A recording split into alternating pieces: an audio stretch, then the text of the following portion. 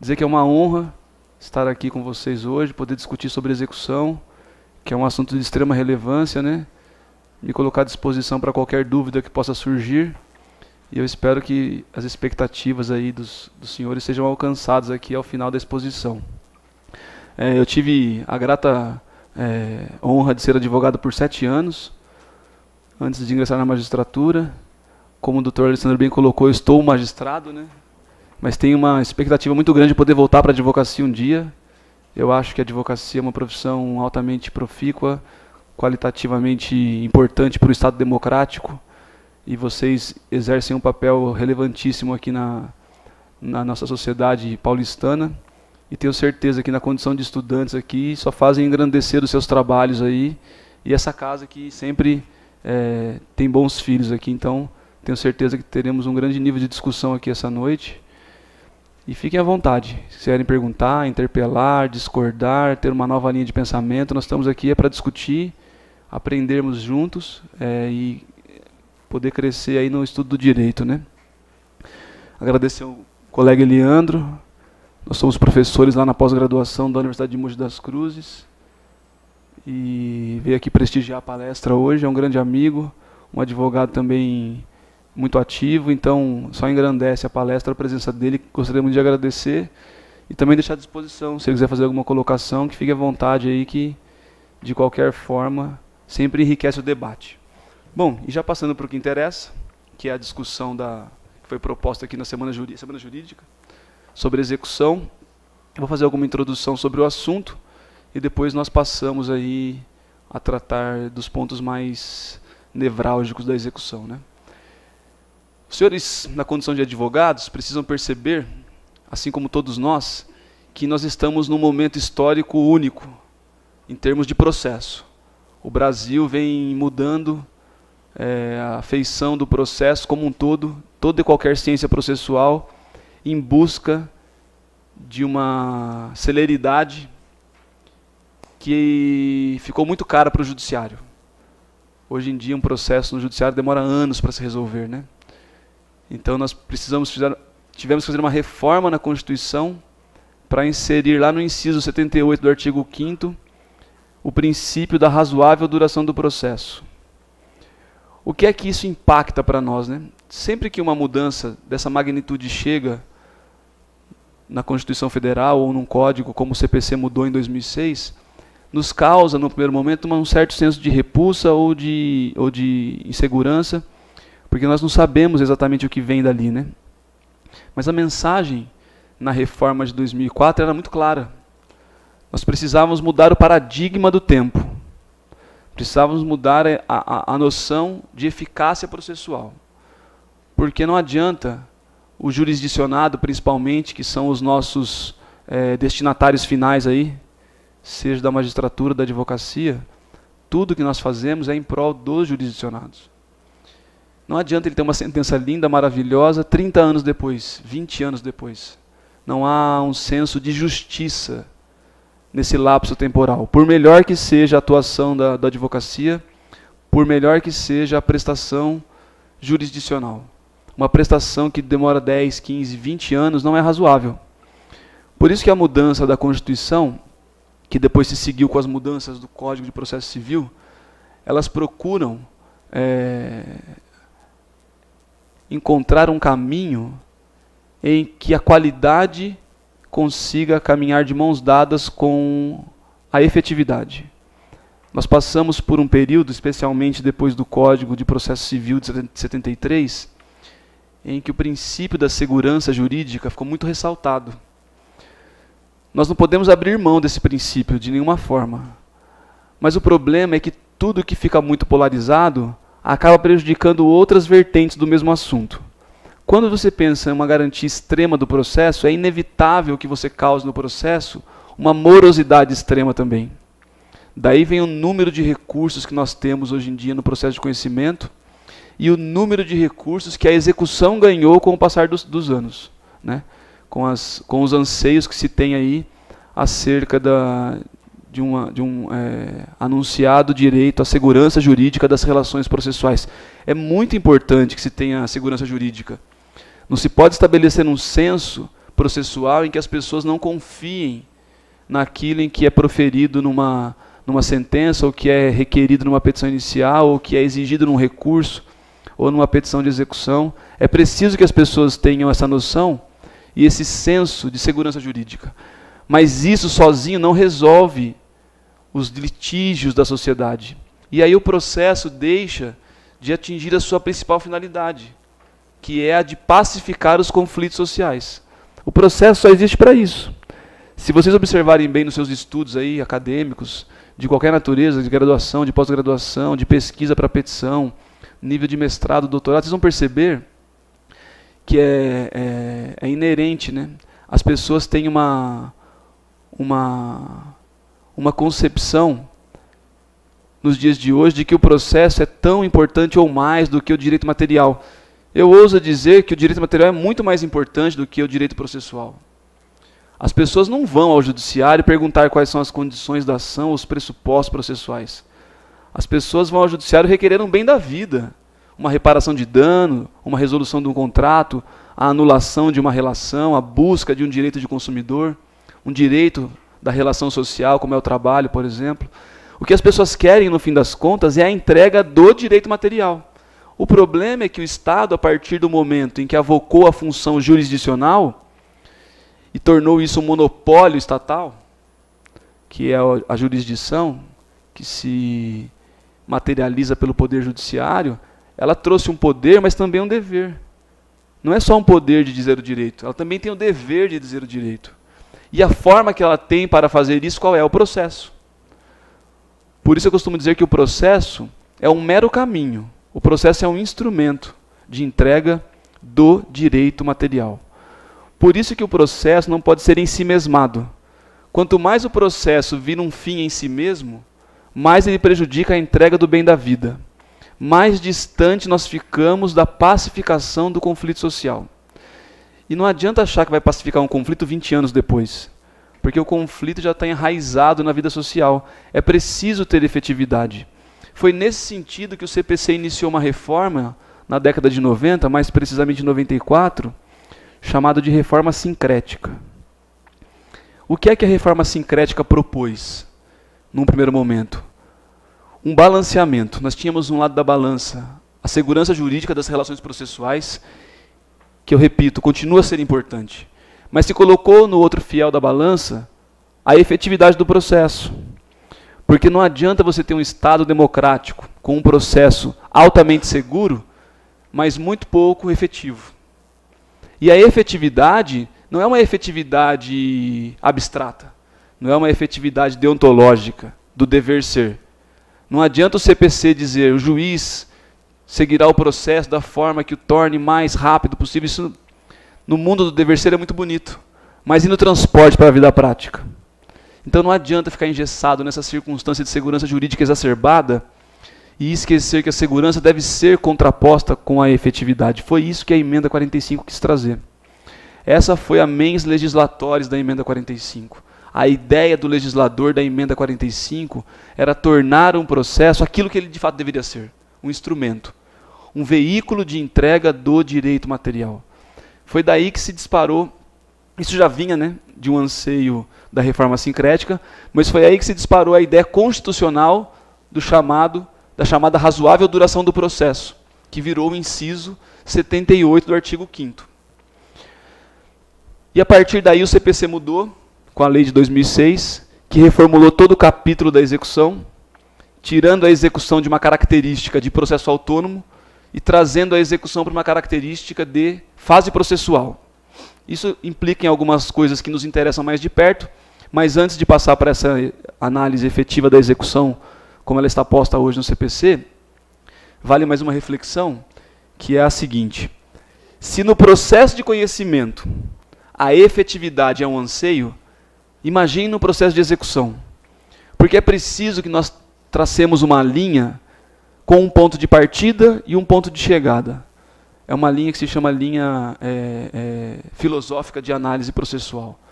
No processo de conhecimento, as pessoas partem da incerteza do fato e do direito para a busca de uma certeza.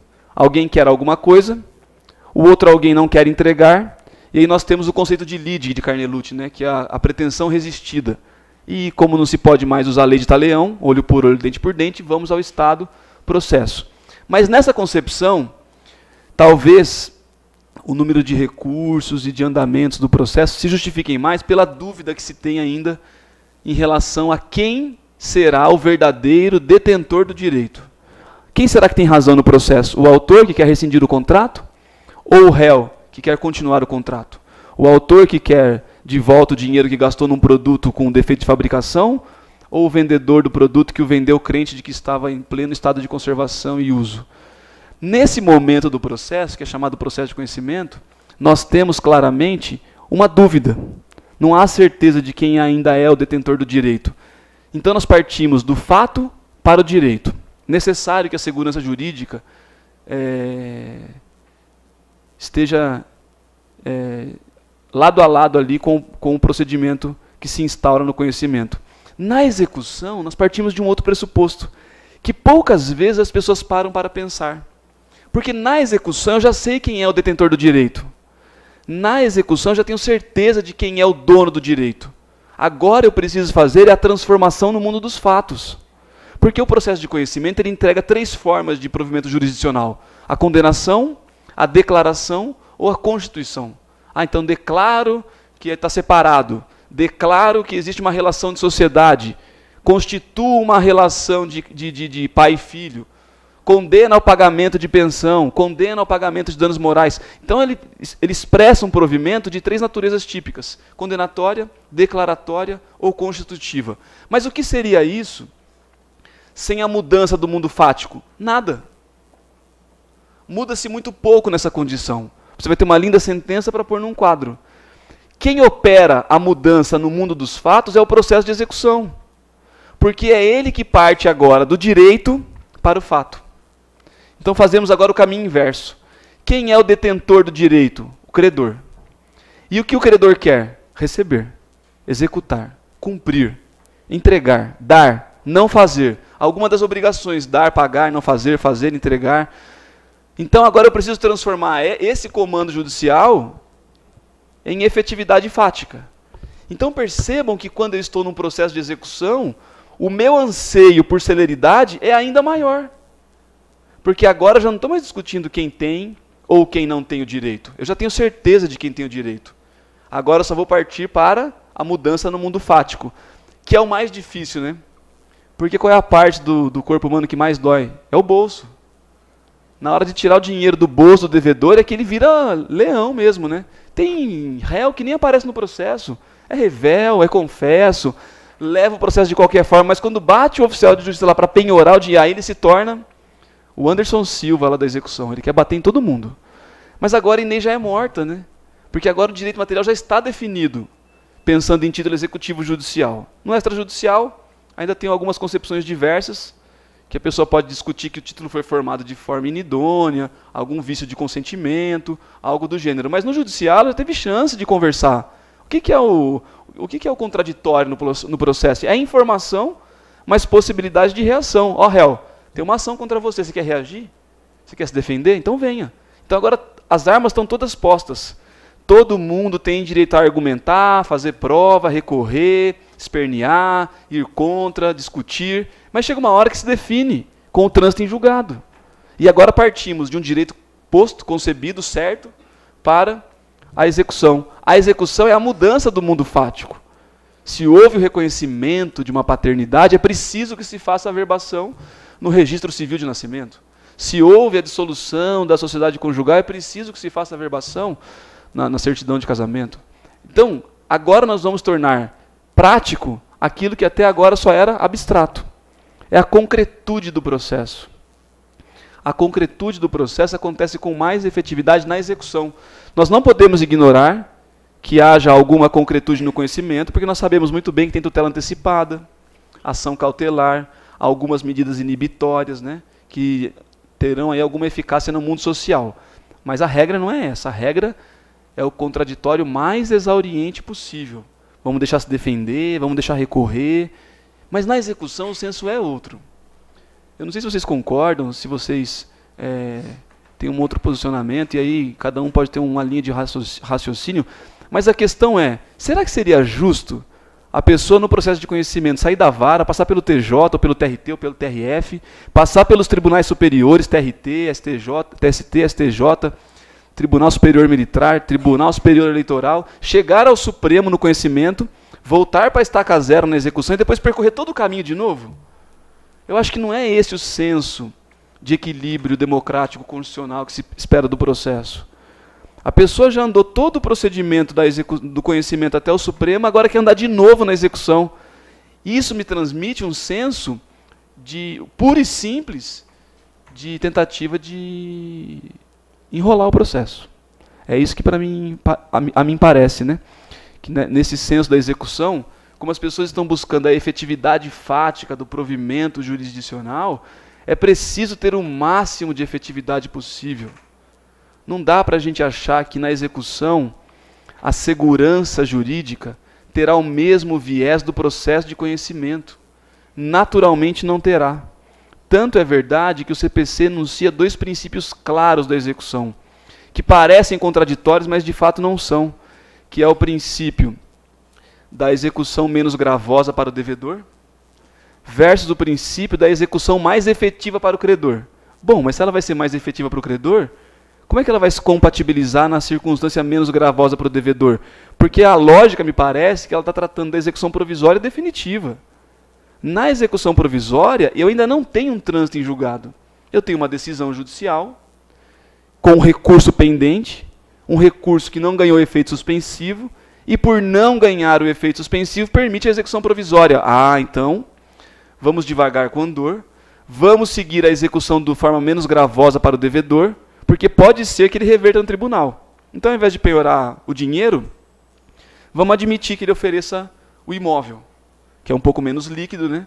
Dá um pouco mais de trabalho para pagar, mas nesse primeiro momento é melhor do que já expropriar o dinheiro dele, deixar guardado num banco, sendo que ainda não se tem certeza da decisão judicial, porque ela é pendente no trânsito em julgado. Já quando se fala de execução definitiva, o viés é o inverso. Quando se fala de execução definitiva, nós vamos lá para o rol do CPC, que vai dizer o quê? O primeiro bem é o dinheiro. E por que o dinheiro é o primeiro bem? Pela liquidez. O dinheiro é a forma mais líquida de se transmitir riqueza. É por isso que houve a evolução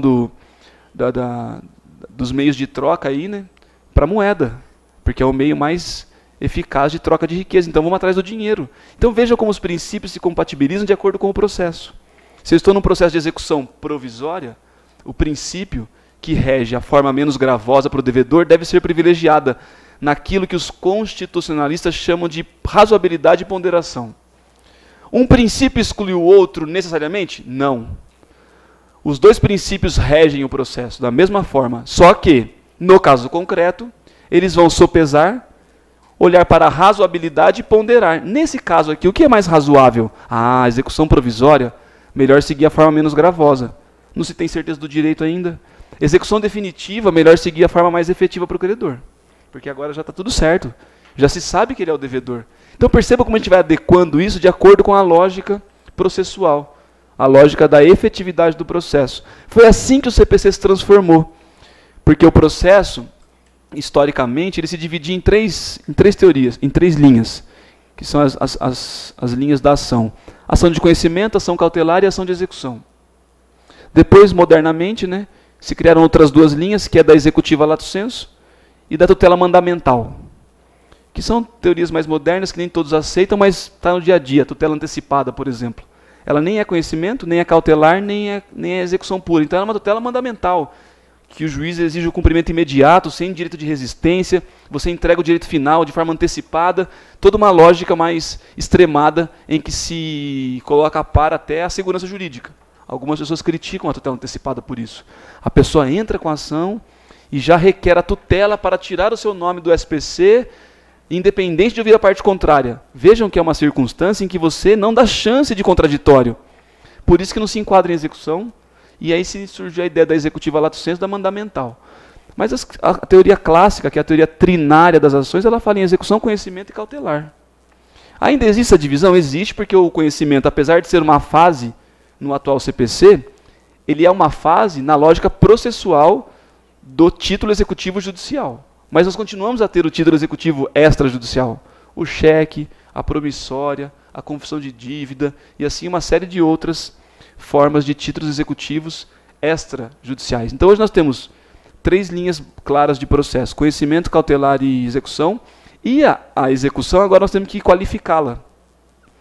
Ela é uma execução de título executivo extrajudicial ou de título executivo judicial? Porque se for de título executivo judicial, a execução se tornou uma fase do processo de conhecimento.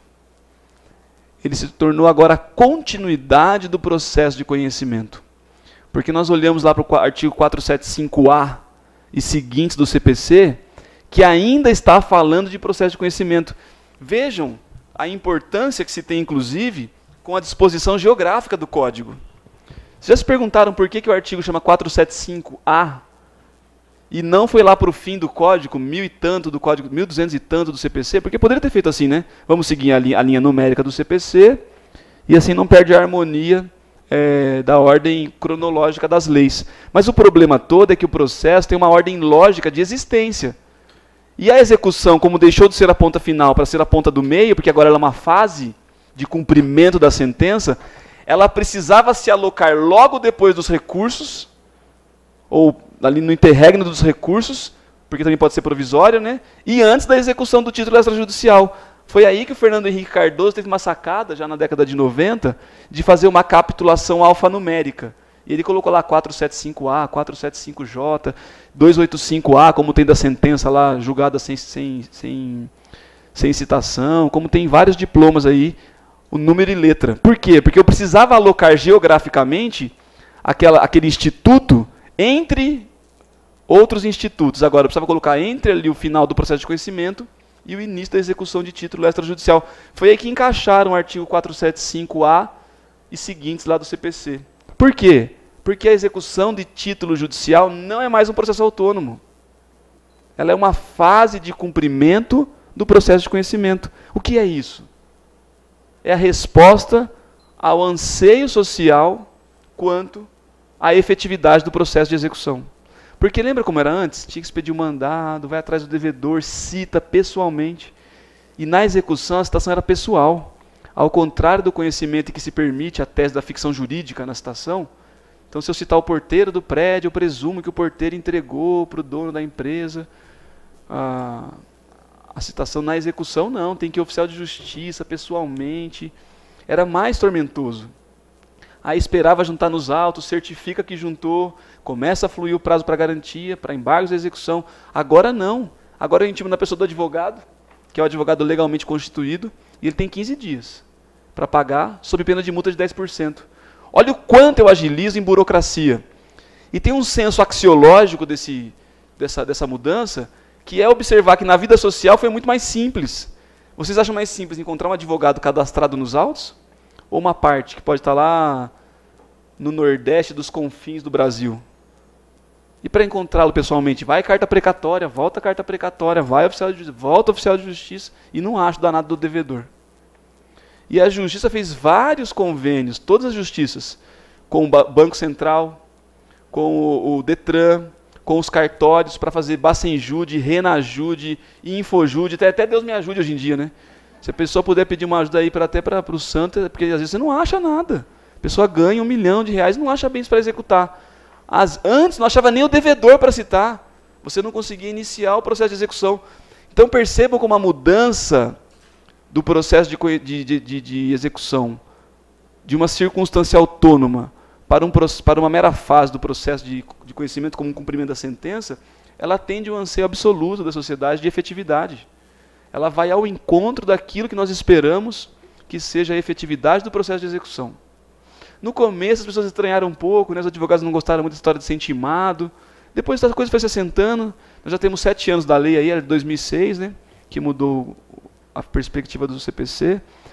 E as coisas foram se assentando e hoje elas estão caminhando num bom sentido de efetividade.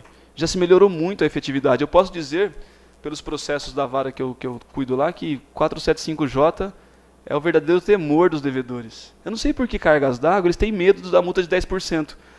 Às vezes está devendo uma nota, né, de multa de litigância de má-fé, embargo protelatório, multa por ata tentatória, não estão nem aí. Aí surgiu a multa dos 10% do 475J, eu não sei porquê, isso teve um impacto social muito grande. Os devedores que têm patrimônio têm medo de ficar pagando os 10%, então eles vão lá e depositam. Então isso teve um efeito axiológico e sociológico muito grande, que é a ponta final da lei, porque a lei pode ter a validade jurídica plena com a sua vigência pela publicação no Diário Oficial, mas não ter aplicação social nenhuma, porque as pessoas não respeitam, não levam em conta, cai no desuso, cai no descaso, como aconteceu por muitos anos com a lei do cinto de segurança. O meu pai, por exemplo, no carro dele, cinto de segurança era um adorno suntuoso, até virar multa, né? Até começar a fiscalizar. Mesma coisa era bebida ao volante, cigarro em local fechado. Então tem algumas leis que não pegam. O que é isso? Falta de eficácia social. E ao contrário, tem algumas outras que entram antes delas começarem a viger, já estão lá, todo mundo se coçando para ver o que vão fazer. Foi o 475J. As pessoas já tinham um temor reverencial antes dela estar em vigência. Já vinham depositar, será que vai ser 475J? Eu lembro que eu dei umas palestras na época, eu era advogado ainda, e advogava para alguns réus, né? E eu costumava dizer assim, olha, eu acho que isso aí fere um pouco a lógica da execução, mas porque na condição de advogado você tem que defender o cliente, né? Agora, como juiz, eu tenho a liberdade de dizer aquilo que eu penso, e como eu não defendo nem autor nem réu, isso não vai impactar na minha carteira de clientes. Mas antigamente, quando você é advogado, você tem que tomar até cuidado com aquilo que você escreve, porque isso pode impactar na sua carteira de clientes. E não é um senso incorreto, ao contrário, é um senso ético, mas profissional, né? Tem advogado que levanta da mesa do autor e senta do lado do réu, qual é o problema? Nenhum. Então hoje eu posso dizer que, na verdade, a busca é de efetividade. A busca é por uma circunstância de maior rapidez na entrega da prestação. Porque não é razoável. A pessoa já passou um tormento enorme no conhecimento, reviver toda aquela situação na execução. Então, quando se tira a figura da citação e já se coloca a figura do advogado, para intimação, para pagamento, já adianta o procedimento em muitos e muitos anos aí. E assim uma série de mudanças no CPC, que os senhores se lembram bem. O agravo de instrumento deixou de ser uma regra, para se tornar regra o agravo retido. Via de regras interlocutórias, já não são mais tão recorríveis assim de plano. A citação por correio, né, que veio para o CPC em 94 aí, com a mudança da reforma sincrética. E assim uma série de coisas que vão mudando a lei. E agora o mais importante que virá, que é o novo CPC, que se for aprovado, muda toda a dogmática processual brasileira. Não em termos de teoria geral. Se os senhores fizerem uma leitura lá no projeto de lei, ele repete muita coisa de termos, atos processuais, partes, procuradores, intervenção de terceiro, muita coisa vai ser mantida. Mas a teoria da execução e dos recursos muda completamente. Parte-se do pressuposto agora que a efetividade está ganhando na balança em relação à segurança jurídica. Nós estamos num momento histórico de uma mudança emblemática nos símbolos processuais. Nós não estamos abandonando a segurança jurídica, mas ela está dando um espaço muito grande para a efetividade. Existem até algumas pessoas que estão criticando isso veementemente, numa lógica de acharem que pode haver alguns desmandos no processo em busca de uma efetividade extrema. Eu não sei. Eu acho que nós temos que esperar para ver. Do jeito que está, não dá para ficar. A questão é bem essa. Quem tem processo no João Mendes, sabe o quanto dura um processo no João Mendes? Quem vai receber são os netos do devedor, do credor. Né? Isso vira uma herança. Né? E mesmo nos fóruns trabalhistas, por mais efetivo que deva ser por se tratar de uma verba de natureza alimentar, ainda assim é muito demorado. Eu lembro que, ainda quando advogava, em 2003, acho que eu entrei com um processo contra o Banco do Brasil, em nome da minha mãe, pedindo um dano moral por um constrangimento, a sentença saiu ano passado. Quer dizer, 8 anos de processo para ter sentença. Por quê? Impugnar gratuidade, agravo de instrumento. Aí impugnar o valor da causa, agravo de instrumento. Aí eu sei lá mais o que impugnar, agravo de... Aí eu não sei mais o que aconteceu. Eu sei que ficou lá. Aí agora em 2012, e apesar de ter passado no concurso já, ainda sai as publicações. Aí chega no meio a publicação lá. Falei, nossa, que estranho, né? Fui ver a sentença do processo da minha mãe. Dando improcedência ainda, que é pior.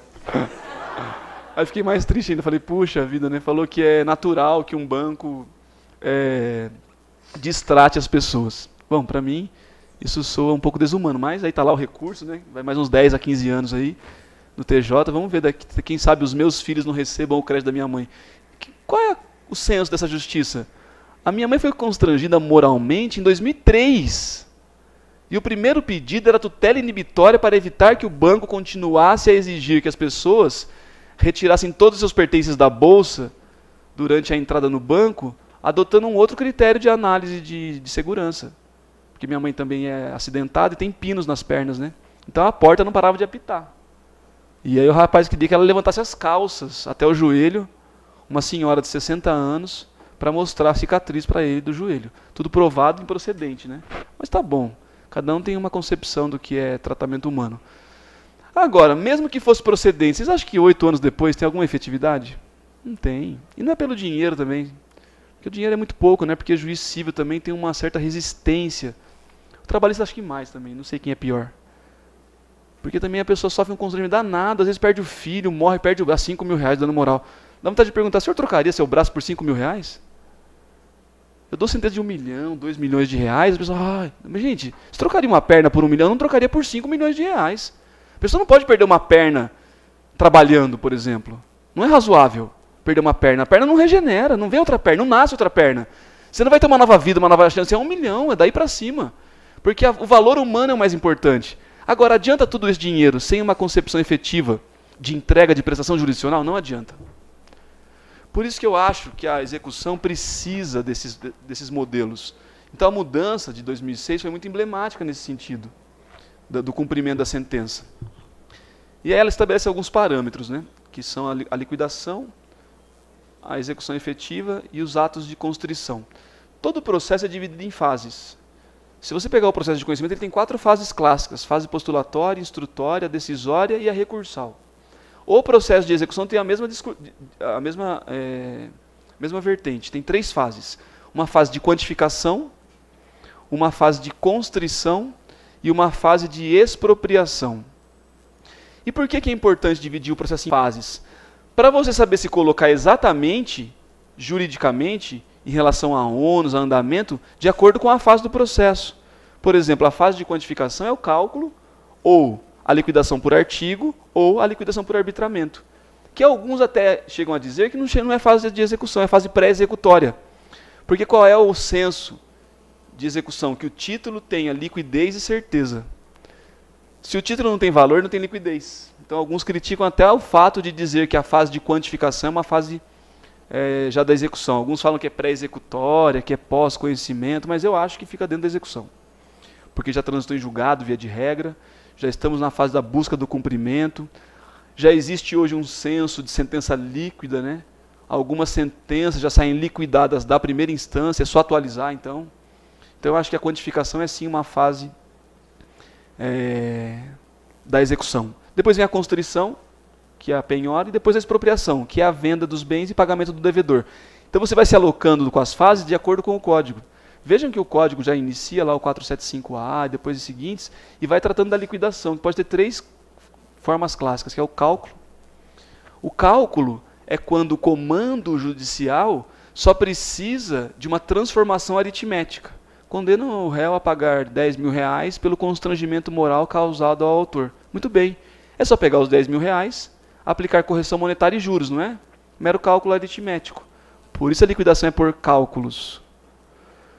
Já no artigo, no arbitramento, é preciso que você faça alguma prova de algo que ficou para trás. E é engraçado perceber, nós estamos falando da principal forma de liquidação, que é a liquidação de obrigação de pagar. Porque a de fazer e a de não fazer vai seguir mais ou menos o 461 e o 461A, que nós vamos ver daqui a pouco. Mas a de pagar contra devedor solvente também, né? Porque se for contra devedor insolvente, empresa, por exemplo, vai para falência. Que é uma falência mesmo, né? Ninguém vai receber. Tem aquela ordem lá de preferência que nunca chega na segunda ou na terceira a linha da ordem. Os coitados dos quirografares podem chamar de credores otários, porque não vão receber nada. Vem lá os trabalhistas, depois os tributários, depois o crédito real, o pessoal, quirografares. Quem são vocês? Ninguém. Vocês nunca vão receber. Porque se o devedor tivesse dinheiro para pagar até o quirografário, não estava falido, né? Porque ele teria mais créditos do que débitos. Então, o devedor insolvente tem uma outra linha de execução. Nós estamos falando de execução de obrigação de pagar contra devedor solvente, em que a execução é feita diretamente no processo em que houve o trânsito em julgado. Então, na obrigação de pagar, invariavelmente, nós cairemos no cálculo. Podemos ir direto para o cálculo, quando o título depender só de uma condição aritmética. É só colocar juros e correção. É só atualizar. é só transformar em dinheiro aquilo que era o comando. Determina o pagamento de pensão mensal pelo dano causado em razão do acidente automobilístico que levou o credor à incapacidade e que precisa, portanto, de uma pensão. Transforma a pensão em dinheiro, é simples. Cálculo aritmético. E se for muito complexo, porque envolve algum cálculo mais elaborado, pode também nomear perito contábil na fase de execução. O que deveria ser a exceção. A gente sabe que acaba sendo a regra, porque as varas não têm condições de dar conta de todos os cálculos, né? Mas isso encarece o processo, porque você passa a ter de pagar o perito, o contador, e mais morosidade, porque o contador não faz o cálculo do dia para a noite. Então tudo leva a uma lógica de... Então é melhor que as partes apresentem os cálculos, tentem conversar e chegar num consenso. Só não sendo possível, e só tendo um cálculo muito complexo, às vezes tem precatória é mais complexo, tem que fazer juros, aí tem aquela lei que fala dos juros de 1%, depois 0,5%, depois poupança, depois acabou a poupança, agora voltou 0,5%, aquela lei que fala da 9494 de 97, né? Que fala da correção de dos juros moratórios contra a fazenda pública. E aí tem a questão de parar os juros durante o período de pagamento, que é da inscrição do crédito de julho de um ano até dezembro do ano seguinte. Então aí geralmente tem uma assessoria econômica nos tribunais, que faz esse cálculo. Então, em algumas circunstâncias precisa de um perito no cálculo. Às vezes tem que fazer uma circunstância que não é tão simples para nós, que somos juristas, né, que odiamos cálculo. E outras vezes não. Antes de se fazer o cálculo, tem que se fazer algum parâmetro de liquidação. E aí tem o artigo ou o arbitramento. Qual é a grande sacada, ou a grande diferença entre artigo e arbitramento? É lógico que eu estou simplificando muito aqui, porque nós temos pouco tempo, mas o artigo, geralmente, ele permite que as partes façam a prova no próprio judiciário. Então eu enumero artigos de liquidação numa petição e vou provar aqueles artigos de liquidação. Ah, o acidente automobilístico tinha um trabalhador que era contador, mas não se sabe quanto o contador ganhava por mês. Como é que eu vou pagar uma pensão mensal decorrente do acidente automobilístico e saber quanto ele ganhava? Vamos fazer a prova disso através de documentos. Então faz uma liquidação por artigos, prova-se o valor médio de remuneração do contador e é baseado nisso que eu vou calcular agora a pensão mensal vitalícia. Dele ou dos herdeiros, se ele morreu, por exemplo. E é quando precisar fazer uma prova fora dos parâmetros da audiência, arbitramento. Ah, não tem como provar que o contador ganhava 100 mil ou 10 mil por mês. Então vamos chamar um árbitro que vai fazer uma busca de máxima de experiência naquela região, saber quanto é que um contador ganhava por mês em média. Então ele vai trazer várias perspectivas do comércio, da indústria, da metalurgia, e vai dizer, ó, o contador ganha mais ou menos isso aqui, então faz um apontamento arbitral. Seja por artigos de liquidação, seja por arbitramento, depois de definido o parâmetro que faltava, porque quando tem artigo ou arbitramento é porque falta algum parâmetro. É só ler nos 475 nas letras do 475. Fará por liquidação, por artigos, quando a sentença assim determinar, porque o juiz não conseguiu provar lá no conhecimento, ou faltar um elemento de convicção para o cálculo. Porque tudo é cálculo no fim da... Eu costumo dizer que tudo é dinheiro, né? No fim das contas, tudo é dinheiro. Pagar, não querer pagar, pagar menos, pagar mais, calcular menos. Então, tudo gira em torno do dinheiro. E o artigo arbitramento é a fase prévia ao cálculo do dinheiro. Porque depois que você fizer um artigo, um arbitramento, é inevitável que você calcule também. Então, o cálculo sempre virá. Execução de obrigação de pagar. O cálculo sempre virá. Porque pode ter a de fazer e não fazer, e a de entregar também, de dar, né? Que não envolve dinheiro, envolve só obrigações positivas ou negativas. Mas na obrigação de pagar, eu liquido ou por cálculo, ou por artigo, ou por arbitramento. Que são as três formas clássicas de liquidação de sentença. Tornado líquido, eu passo para o pagamento. Aí vem o 475J, né? Uma vez liquidados os valores, o advogado será intimado para quê? Para depositar em 15 dias, sob pena de multa de 10%. Qual é a grande sacada? A grande sacada é lembrar que o que a lei espera é que as pessoas cumpram efetivamente aquilo que o comando judicial descreve. Só que para fazer cumprir o que o comando judicial descreve, às vezes é preciso você dar um incentivo. Por isso que vem a multa. Porque de verdade, se fosse o reino da Dinamarca aqui, não precisava ter multa. Eu sei que eu sou devedor, eu vou lá e vou pagar. Mas aqui não é o reino da Dinamarca, é Brasil, né? Em que todo mundo, de alguma forma, quer se dar bem. Ah, eu sei que eu devo, mas o que eu posso fazer para não pagar agora? Ah, você pode impugnar a execução, depois você pode tentar, de alguma outra forma, esconder seus bens. Uma vez eu fui numa palestra, um conjunto de palestras, que um amigo meu dava uma palestra e falava sobre blindagem patrimonial. Que é uma palestra que a pessoa aprende a fraudar a execução do processo. Então ela não põe bens no nome, ela faz uma forma de contabilidade que não deixe rastros do seu patrimônio. O que é isso? É o jeitinho, né? Para não pagar. Não sei se isso é bom, se isso é ruim. É a nossa cultura, o brasileiro é assim. Todo mundo é assim, inclusive eu. Se eu puder pagar menos no produto, eu prefiro pagar menos que pagar mais. Se eu puder não pagar uma multa, eu prefiro não pagar. É óbvio, ninguém... Mas isso não é certo, é errado. Mas para o processo é pernicioso. Por quê? Porque isso causa mais atraso. Porque a pessoa vai usando de medidas quanto mais possível para não pagar. E quando tem que pagar na hora H, ela não tem patrimônio. E é engraçado que você vê, por exemplo, o Wagner Canhedo, que era dono da Vale, da VASP, né? Dizer que não tem patrimônio para pagar. Não tem nada para pagar. Não tem nada? Não, nada. Pô, o cara era dono de uma companhia aérea, né? Quanto custa um avião, será? Não deve ser barato, né? Alguém tem um avião aqui? Não deve ser barato um avião. Não dá para vender o avião dele. Sabe o que aconteceu com os aviões do Wagner Canhedo? Apodreceram no pátio de Guarulhos. O mofo nos bancos chegava a 1 metro de altura. Por quê? Porque a execução demorou quase 10 anos para acontecer. Quando se foi atrás do patrimônio dele, já não valia mais nada. Além do que, se depenou tudo que tinha de bom no avião foi depenado, né? Tiraram as turbinas, tiraram a cabine de comando, tiraram as peças que serviam e foram realocando. Como alguma dessas peças nem tem número de chassi, não tem nada, ninguém sabe onde elas estão mais. Agora, como é que ficam os milhares de credores da VASP? Vão para falência. Né? E você acha que o juízo da falência está preocupado? Quanto tempo vai levar para pagar? Até porque ele não tem como fazer. Ele precisa arrecadar todos os credores, fazer uma lista deles, arrecadar todos os bens, fazer uma lista deles, liquidar tudo, ver a ordem preferencial, ver as habilitações lá, quem é quem, aí sair pagando. Vai acontecer isso quando? Ninguém sabe dizer. Um processo desse não acaba, né? Costumo dizer que um advogado bem preparado, ele não paga nunca. O cliente dele não paga nunca. Ele fica 10 anos no conhecimento, depois mais 10 na execução, e depois blinda o patrimônio do credor do cliente dele, e não paga nunca. Porque aqui o senso não é pagar, aqui o senso é correr o quanto possível do pagamento. Por isso que a execução tem que ser agressiva mesmo.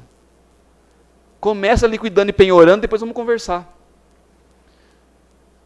Primeiro você penhora, faz a construção, depois conversa. Depois vem o tal dos embargos, lá se couber ainda, porque na nova ótica às vezes nem cabe embargos mais. Depois, senão não vai pagar, viu gente? Por isso que tem esse Bacenjude, Renajude, Infojude, que é para tentar agilizar os atos, né? Sabe o que acontecia antigamente? Você mandava uma penhora numa conta bancária, o oficial ia até o banco. Chegava no banco, o gerente falava, só um minutinho por gentileza, vou conferir a conta. Ele ia ligar para o cliente. Ô fulano, tem um oficial aqui, na sua conta tem 10 mil reais. Se você deixar, eu vou ter que dar tudo para ele. Não, então tira. Aí ele tirava, entregava só o saldo pro oficial. Olha, infelizmente, senhor, não tem nada na conta. Estava 0,0, não estava nem negativa, né? Você fala, nossa, que coincidência, não tem um centavo a mais, nenhum a menos. É óbvio que isso era um movimento de blindagem de patrimônio. O que o tribunal teve que fazer? Convênios. Agora, primeiro eu vou buscar o dinheiro lá no Bacenjude e só depois eu vou informar o gerente do banco, transfira à disposição do juízo. Óbvio que quem é devedor não gosta disso. Mas o devedor tem que estar sujeito ao princípio que rege a jurisdição, que é o princípio da inevitabilidade do cumprimento judicial. Não tem escolha. É uma constrição e ela vai ser feita. E preferencialmente contra a vontade. Não tem jeito. Porque se fosse pela vontade, já tinha dado um acordo no meio do caminho. Então não adianta ter a ilusão de que vai pagar. Acontece. Mas não é a regra. Se fosse a regra, não tinha esse emaranhado de processos aqui no João Mendes ou na Barra Funda. Das pessoas executando. E a maioria dos processos nas varas é de execução. Porque o conhecimento anda, vai para o tribunal, volta e vira execução. A maioria dos processos é execução. Tem processos lá de décadas. Esses dias eu peguei uma execução na 20ª Vara de São Paulo, de 1979, o processo. Aí eu só falei, gente, deve ser o bisneto do cara que está recebendo, né? E mesmo assim tinha um bem lá que não era ilíquido porque tinha uma hipoteca judiciária no imóvel, ninguém penhorava, não tinha jeito. Quer dizer, o processo está há 40 anos quase na vara, executando. E vai acabar quando isso? Provavelmente nunca, porque não tem patrimônio. Não tendo patrimônio, não acaba a execução. Agora inventaram nos tribunais superiores a tal da certidão de crédito, né? Por quê?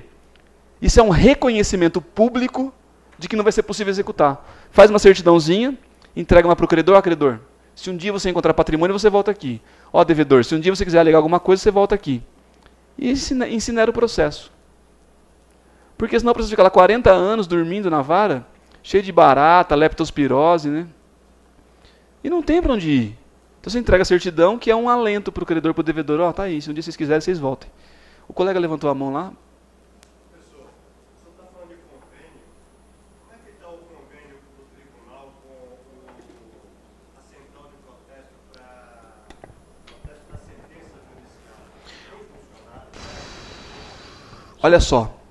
A hipoteca judiciária e o protesto judicial são ferramentas previstas no Código para constranger o devedor a se mobilizar e pagar para tirar essa pendência do seu nome. Porque ele fica inviabilizado de fazer negócios. Essa é duas grandes sacadas para esse instrumento.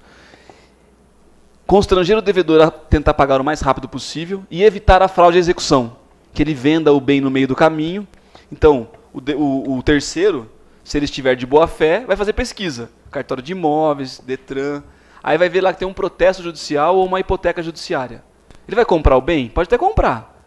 Mas se comprar, sabe que corre o risco, se for nocível da ação pauliana, revocatória lá de declaração de inexistência do ato, e se for no trabalhista, então, que é mais informal, um mero despacho. Os advogados quase morrem na trabalhista, né?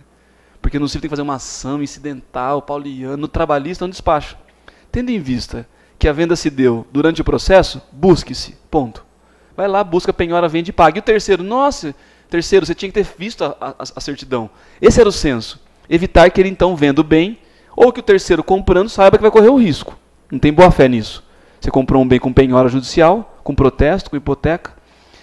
Só que, como tudo que é novo, os juízes ficaram um pouco resistentes, né? Falaram, eu já vou constranger o patrimônio do devedor, e isso não tem sido muito utilizado, infelizmente.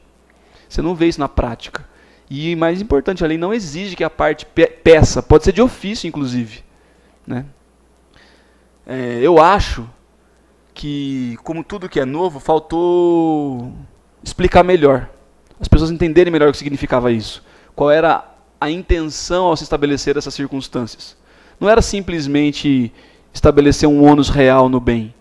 Era incentivá-lo a pagar, evitar que se fizesse qualquer tipo de venda com fraude à execução e, com isso, garantir a efetividade do processo.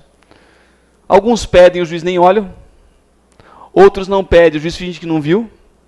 E poucos, de ofício ao requerimento, determinam a hipoteca judicial ou o protesto judicial com o fito de garantir a futura execução ou constranger o devedor a partir ou para uma conciliação ou para o reconhecimento jurídico do pedido e para o pagamento.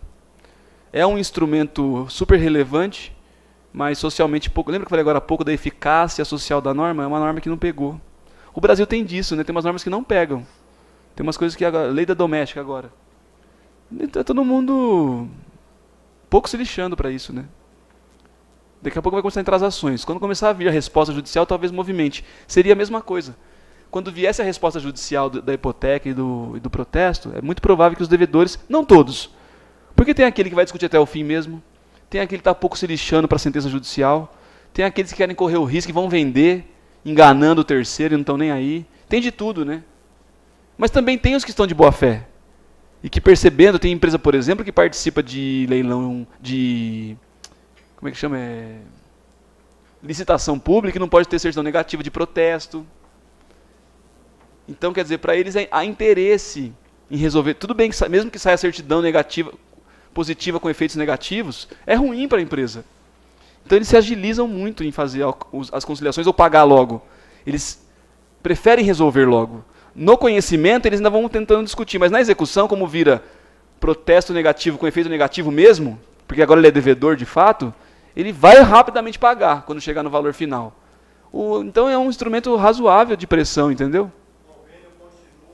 Ativo, super ativo. Agora, o problema é, qual é a utilização deles? Pouca, né? Desculpa, atrapalharam aí. Não, fica à vontade. Se você não falar nada de errado, tá tudo certo. Mas Se não me colocar numa saia justa, tudo certo. Mas será que essa forma aí, que não tem sido aplicada pelo judiciário, também não é pensando na questão da forma menos gravosa ao devedor, aí na fase de execução? Poderia ser... Desculpe.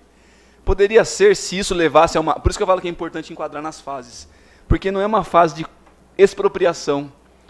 O devedor não vai ficar tolhido do seu bem, ele pode usar, ele pode continuar com o bem na sua propriedade.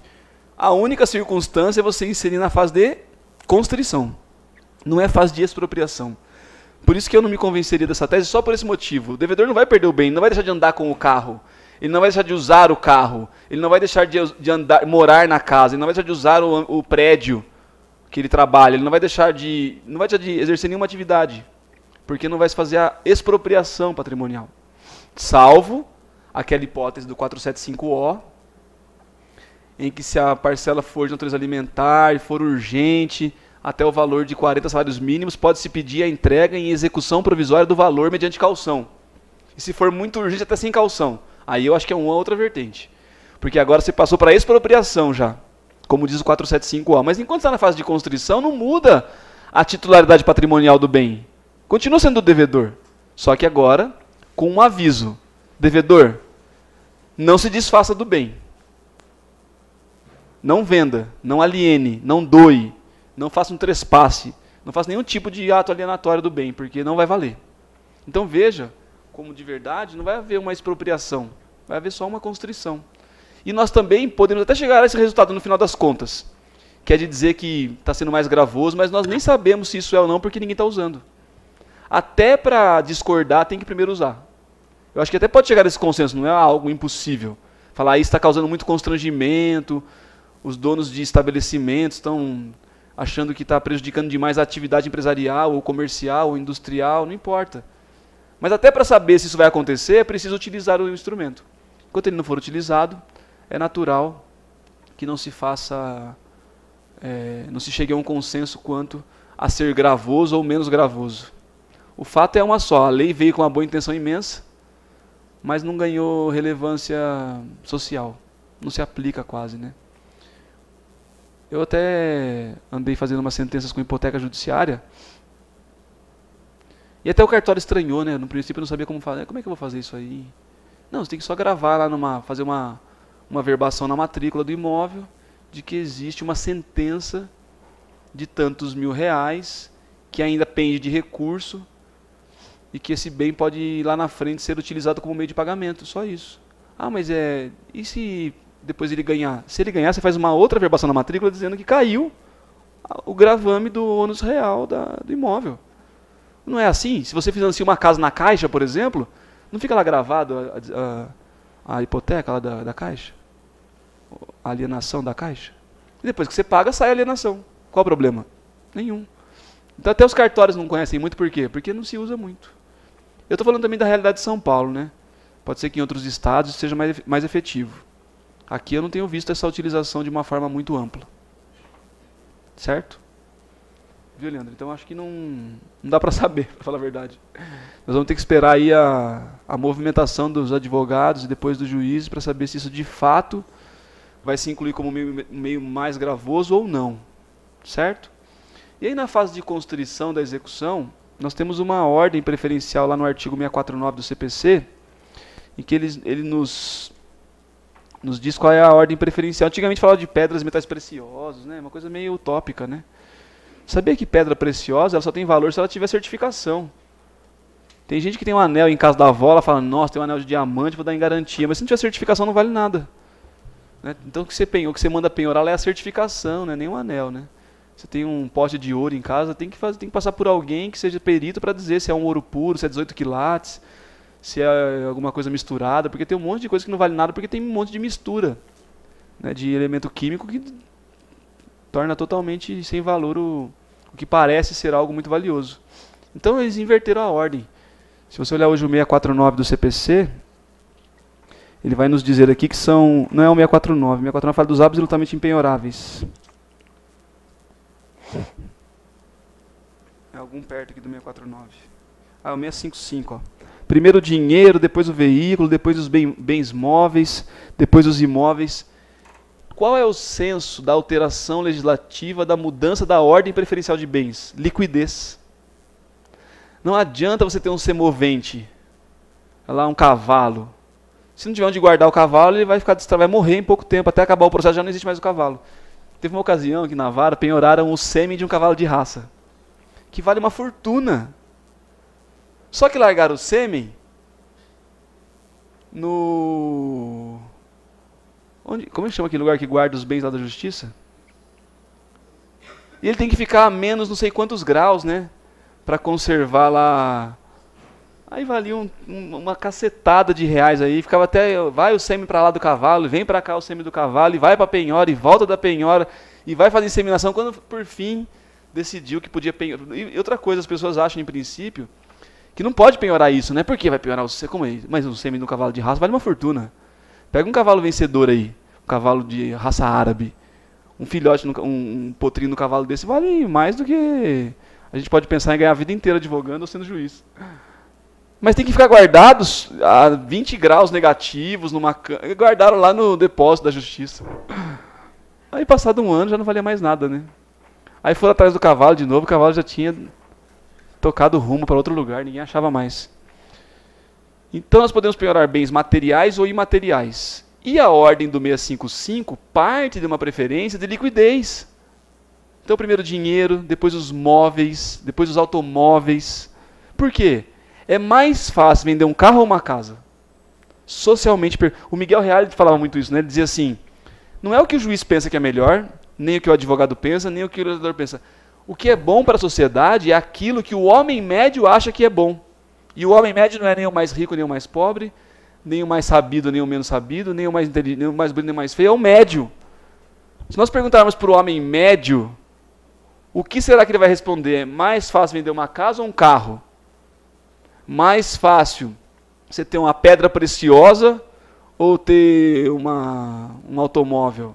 É óbvio que o legislador, partindo desse pressuposto social, daquilo que o homem médio entende como razoável, é que ele estabeleceu uma ordem diferente do que havia antigamente. Tanto que a reforma aqui de 2006 falou lá, ó, dinheiro, veículos terrestres, bens móveis, bens imóveis, navios e aeronaves, já começou a ficar difícil, né? Esse tipo de bem, só empresas especializadas conseguem comercializar. Não adianta eu lá, um credor civil de uma reparação, penhorar uma aeronave. Vou fazer o quê? Teve um cara que comprou uma aeronave no interior de São Paulo e fez uma lanchonete, vocês viram? Tá bom, é 1 em 1 milhão de pessoas, né? Comprar um navio, você vai guardar o navio aonde? Aí você tem que pagar no porto um lugar para deixar o navio, tem que pagar alguém para fazer a cabotagem dele, a manutenção, é um dinheirão, não vale a pena. Então quer dizer, vai penhorar? Isso em grandes relações comerciais é possível. Você pega um operador portuário que está brigando aí com uma empresa de transporte de navios, aí ela penhora muito bem, ela sabe como manusear isso, mas não é para o homem médio. O homem médio não é o dono de um terminal no porto, o homem médio somos nós, os mortais aí, né? Que trabalham, que suam, que vêm numa sexta-noite fazer um curso. Essa hora quem tem um navio provavelmente já está se divertindo, né? Não está aqui se preocupado em aprender um pouco ou apreender um pouco. Então isso aqui não é para o homem médio, por isso que ficou na ordem e ficou prejudicado, vai cada vez mais para baixo. Aí chega lá percentual de faturamento de empresa, é difícil você nomear um interventor na empresa para fazer apuração de balanço patrimonial, é difícil, não é fácil. É um constrangimento recíproco. O dono da empresa tem que abrir lá os balanços dele, aí fica aquela situação, porque tem... É Brasil, né? Tem muita coisa que não é contabilizada, tem muita gente que tem... Não pode nem falar que está gravando isso, né? Então é melhor não falar. Mas tem muita gente que não contabiliza, vamos dizer assim. Aí você manda lá um perito para a vara, você não pode olhar isso, um perito para a empresa, você não vai poder olhar esse crime tributário aí, essa sonegação, e não noticiar as autoridades. Aí fica o perito lá, o nomeado, também numa situação altamente constrangedora. Na última hipótese você faz isso, não tem jeito. Aí faz a intervenção financeira na empresa. É tão ruim que a lei só prevê a intervenção financeira em 2 ou 3 casos, que é a falência, que é quando já não tem mais jeito mesmo, né? O cara arruinou a empresa, e na questão do faturamento aí, eu acho muito É pernicioso essa forma, mas está lá também no 655, né? E da mesma forma, o 649 estabelece uma ordem de bens absolutamente impenhoráveis. Então, na fase de constrição, você tem que estar muito atento a isso.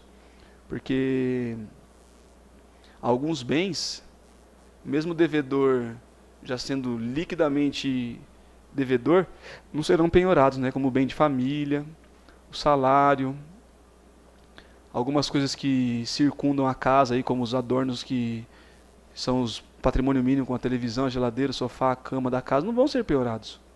Então você vai ter uma dívida, porque a gente parte de uma circunstância que o Edson Fachin chamou de patrimônio mínimo jurídico. Porque mesmo o devedor também não pode chegar a um extremo de ser aviltado na sua condição humana. Então você não pode tirar dele tudo que ele tem. E o engraçado é que esse viés de patrimônio jurídico mínimo, ele leva em conta uma outra circunstância que não foi dita aqui, mas é a mais importante, que é a circunstância humana do direito. Porque até agora nós sabemos circunstância patrimonial, né? Mas tem uma coisa que está por trás disso tudo, que é o ser humano. Então nós não podemos chegar ao ponto de expropriar o devedor até a sua miséria. Tem um princípio na Constituição americana que chama direito à felicidade, um princípio do direito à felicidade. A felicidade mínima significa ter o mínimo de subsistência. É por isso que o salário é impenhorável, é por isso que o bem de família é impenhorável. Salvo em hipóteses raríssimas, como no caso da pensão alimentícia para o salário, como no caso das dívidas de IPTU, ou nas dívidas da construção do próprio imóvel, como o imposto de INSS dos trabalhadores, ou da trabalhadora doméstica da casa, que permitem a penhora do bem de família, mas são situações absolutamente excepcionais. Por quê? Aqui se ponderou patrimônio versus o humano. E aí nós não podemos deixar de ponderar que a dignidade da pessoa humana é um princípio constitucional de primeira grandeza. A Constituição partiu de 3 pressupostos: a soberania, inciso 1º do artigo 1º, a cidadania, artigo 2º do inciso 1º, e a dignidade da pessoa humana, que é o inciso 3º do artigo 1º da Constituição. Até geograficamente pensando, a dignidade é mais importante que o patrimônio. Então você não pode tirar do devedor tudo o que ele tem e levá-lo à miséria extrema. Tanto que essa teoria do patrimônio jurídico mínimo, ela não permite nem a doação sem usufruto de todos os bens. A pessoa não tem direito de se desfazer de tudo que ela tem sem o mínimo para a sua sobrevivência. Por quê? É preciso resguardar a dignidade humana na sua maior inteireza possível, né? E a execução tem que observar esse liame. Ele é devedor, isso já é líquido e certo, ninguém vai ter dúvida, mas tem que ter um mínimo de razoabilidade. Aí nós partimos para os bens absolutamente impenhoráveis, como o salário. Foi assim que o Supremo, na súmula vinculante 25, se eu não me engano, falou que não pode mais prender o depositário infiel. E o que é engraçado é que você analisa o artigo 5º, e o artigo 5º tem uma redação assim: não haverá prisão de dívida civil, salvo para o depositário infiel e a dívida de pensão alimentícia. E existe um consenso no direito constitucional, é que não se pode fazer redução de texto da Constituição. Ou você retira o artigo inteiro, ou o inciso inteiro, ou a linha inteira, ou o parágrafo inteiro, mas não pode fazer ponderação só de palavras, que eles chamam de parcelamento da constitucionalidade. Não pode ter isso. Que é a redução de texto constitucional. Só que o Supremo fez isso. Se vocês pegarem a súmula vinculante número 25, ele pega o artigo 5º e no inciso que fala da prisão civil, ele mantém a prisão por pensão alimentícia e retira da possibilidade de depositário infiel. Como que é a sacada que o Supremo faz isso? Ele não declara inconstitucional, vocês perceberam isso?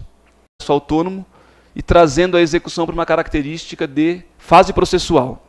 Isso implica em algumas coisas que nos interessam mais de perto, mas antes de passar para essa análise efetiva da execução, como ela está posta hoje no CPC, vale mais uma reflexão, que é a seguinte: se no processo de conhecimento a efetividade é um anseio, imagine no processo de execução.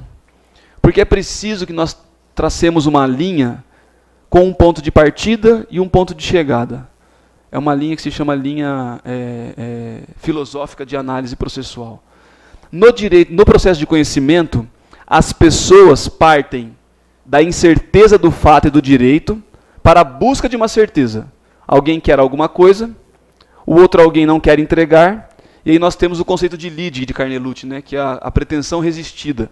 E como não se pode mais usar a lei de Taleão, olho por olho, dente por dente, vamos ao estado processo. Mas nessa concepção, talvez o número de recursos e de andamentos do processo se justifiquem mais pela dúvida que se tem ainda em relação a quem será o verdadeiro detentor do direito. Quem será que tem razão no processo? O autor que quer rescindir o contrato? Ou o réu que quer continuar o contrato? O autor que quer de volta o dinheiro que gastou num produto com defeito de fabricação? Ou o vendedor do produto que o vendeu crente de que estava em pleno estado de conservação e uso? Nesse momento do processo, que é chamado processo de conhecimento, nós temos claramente uma dúvida. Não há certeza de quem ainda é o detentor do direito. Então nós partimos do fato para o direito. Necessário que a segurança jurídica esteja lado a lado ali com o procedimento que se instaura no conhecimento. Na execução, nós partimos de um outro pressuposto, que poucas vezes as pessoas param para pensar. Porque na execução eu já sei quem é o detentor do direito. Na execução eu já tenho certeza de quem é o dono do direito. Agora eu preciso fazer a transformação no mundo dos fatos. Porque o processo de conhecimento ele entrega 3 formas de provimento jurisdicional. Por isso eu costumo dizer que o processo é um mero caminho. O processo é um instrumento de entrega do direito material. Por isso que o processo não pode ser ensimesmado. Quanto mais o processo vira um fim em si mesmo, mais ele prejudica a entrega do bem da vida. Mais distante nós ficamos da pacificação do conflito social. E não adianta achar que vai pacificar um conflito 20 anos depois, porque o conflito já está enraizado na vida social. É preciso ter efetividade. Foi nesse sentido que o CPC iniciou uma reforma na década de 90, mais precisamente em 94, chamada de reforma sincrética. O que é que a reforma sincrética propôs, num primeiro momento? Um balanceamento. Nós tínhamos um lado da balança a segurança jurídica das relações processuais, que eu repito, continua a ser importante, mas se colocou no outro fiel da balança a efetividade do processo. Porque não adianta você ter um Estado democrático com um processo altamente seguro, mas muito pouco efetivo. E a efetividade não é uma efetividade abstrata, não é uma efetividade deontológica do dever ser. Não adianta o CPC dizer, o juiz seguirá o processo da forma que o torne mais rápido possível. Isso no mundo do dever ser é muito bonito, mas e no transporte para a vida prática? Então não adianta ficar engessado nessa circunstância de segurança jurídica exacerbada e esquecer que a segurança deve ser contraposta com a efetividade. Foi isso que a emenda 45 quis trazer. Essa foi a mens legislatoris da emenda 45. A ideia do legislador da emenda 45 era tornar um processo aquilo que ele de fato deveria ser, um instrumento, um veículo de entrega do direito material. Foi daí que se disparou, isso já vinha, de um anseio da reforma sincrética, mas foi aí que se disparou a ideia constitucional da chamada razoável duração do processo, que virou o inciso 78 do artigo 5º. E a partir daí o CPC mudou, com a lei de 2006, que reformulou todo o capítulo da execução, tirando a execução de uma característica de processo de busca, de uma celeridade, que ficou muito cara para o judiciário. Hoje em dia um processo no judiciário demora anos para se resolver, Então nós tivemos que fazer uma reforma na Constituição para inserir lá no inciso 78 do artigo 5º o princípio da razoável duração do processo. O que é que isso impacta para nós, Sempre que uma mudança dessa magnitude chega na Constituição Federal ou num código como o CPC mudou em 2006, nos causa, no primeiro momento, um certo senso de repulsa ou de insegurança, porque nós não sabemos exatamente o que vem dali, Mas a mensagem na reforma de 2004 era muito clara. Nós precisávamos mudar o paradigma do tempo. Precisávamos mudar a noção de eficácia processual. Porque não adianta o jurisdicionado, principalmente, que são os nossos destinatários finais aí, seja da magistratura, da advocacia, tudo que nós fazemos é em prol dos jurisdicionados. Não adianta ele ter uma sentença linda, maravilhosa, 30 anos depois, 20 anos depois. Não há um senso de justiça nesse lapso temporal. Por melhor que seja a atuação da advocacia, por melhor que seja a prestação jurisdicional. Uma prestação que demora 10, 15, 20 anos não é razoável. Por isso que a mudança da Constituição, que depois se seguiu com as mudanças do Código de Processo Civil, elas procuram encontrar um caminho em que a qualidade consiga caminhar de mãos dadas com a efetividade. Nós passamos por um período, especialmente depois do Código de Processo Civil de 73, em que o princípio da segurança jurídica ficou muito ressaltado. Nós não podemos abrir mão desse princípio de nenhuma forma. Mas o problema é que tudo que fica muito polarizado acaba prejudicando outras vertentes do mesmo assunto. Quando você pensa em uma garantia extrema do processo, é inevitável que você cause no processo uma morosidade extrema também. Daí vem o número de recursos que nós temos hoje em dia no processo de conhecimento e o número de recursos que a execução ganhou com o passar dos anos, né? Com os anseios que se tem aí acerca de um anunciado direito à segurança jurídica das relações processuais. É muito importante que se tenha a segurança jurídica. Não se pode estabelecer um senso processual em que as pessoas não confiem naquilo em que é proferido numa sentença, ou que é requerido numa petição inicial, ou que é exigido num recurso, ou numa petição de execução. É preciso que as pessoas tenham essa noção e esse senso de segurança jurídica.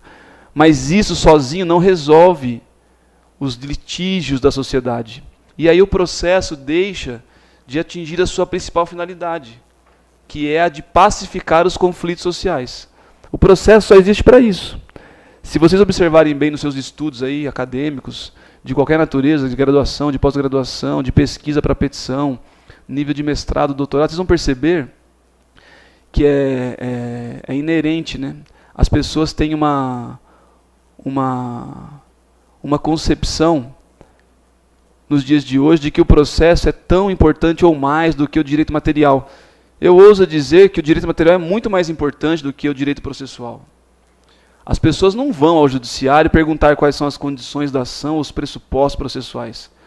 As pessoas vão ao judiciário requerer um bem da vida, uma reparação de dano, uma resolução de um contrato, a anulação de uma relação, a busca de um direito de consumidor, um direito da relação social, como é o trabalho, por exemplo. O que as pessoas querem, no fim das contas, é a entrega do direito material. O problema é que o Estado, a partir do momento em que avocou a função jurisdicional e tornou isso um monopólio estatal, que é a jurisdição, que se materializa pelo poder judiciário, ela trouxe um poder, mas também um dever.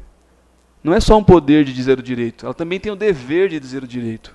E a forma que ela tem para fazer isso, qual é? O processo.